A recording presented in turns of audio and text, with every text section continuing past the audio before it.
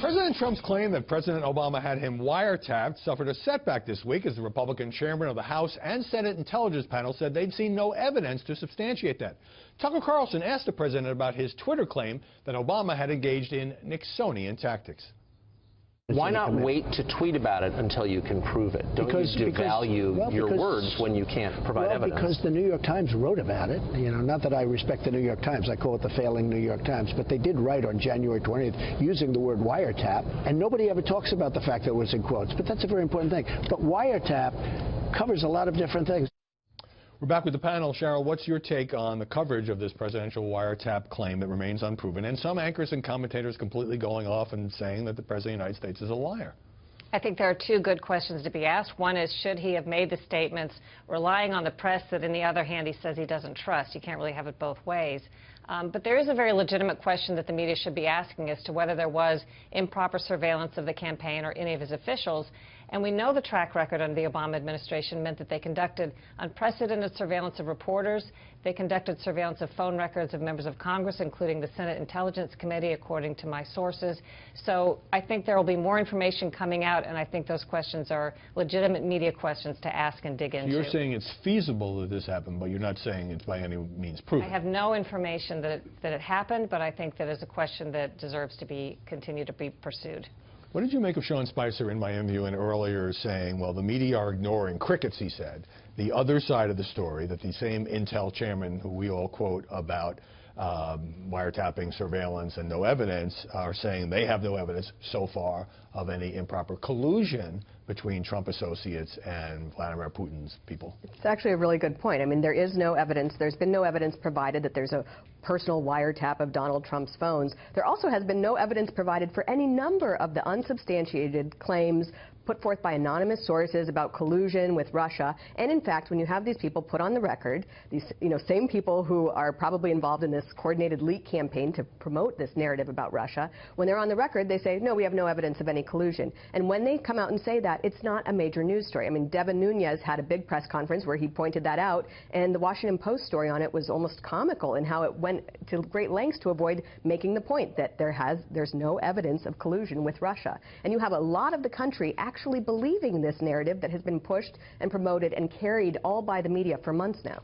I think the press is mostly focusing on unanswered questions about dealings with Russia, and obviously, particularly in the case of Mike Flynn, there have been questions about whether or not they have been candid about it and whether they've disclosed it.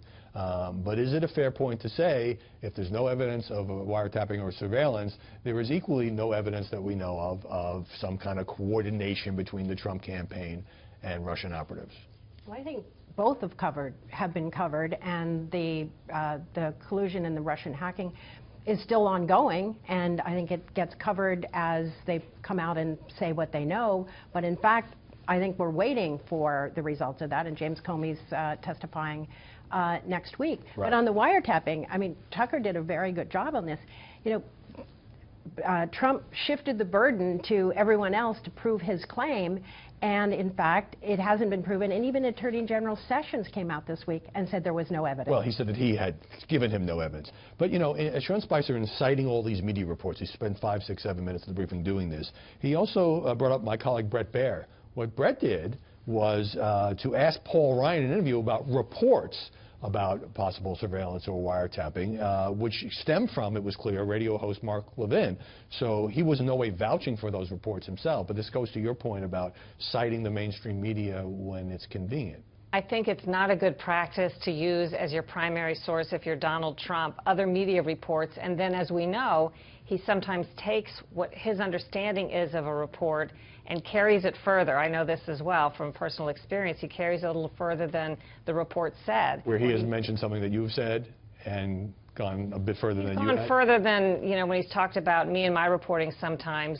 He's correct in a statement he makes, and then he fills in some amplification that is not necessarily, you know. That's his opinion. So, yes. Is there a sense in the mainstream media that for so long journalists, news organizations have been saying this president was wrong about this, he didn't tell the truth about that, he exaggerated or embellished about this, that, and the other thing, and none of it has stuck. And now finally with this wiretapping surveillance question, aha, we think we have him, we are not going to let up, we're going to keep our foot on the pedal. Well, yeah, they keep doing that, and it also keeps blowing up in their faces. And I think at the same time, we need to acknowledge that there has been surveillance of the Trump team. We know that because we have been reading about it in reports. We have been reading about it in the Washington Post and the New York Times. Now, are the particulars of what we know because Mike Flynn but was it targeted at the Trump team, or was it picked up on Russian? It does not matter. I mean, and also we know that the Obama administration relaxed rules on the sharing of information on terms of names of people who are caught up in this. There has been so little interest in this on the part of the media to understand how is this happening, how is this information getting shared, what is the significance of that, and it's really a shame that it takes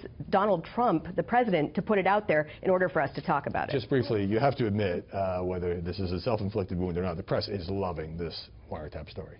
Well, you know, it was the most fantastic tweet of the many tweets of Donald Trump. And so, and when you accuse a former president of doing it and then call him sick, yes, it's news.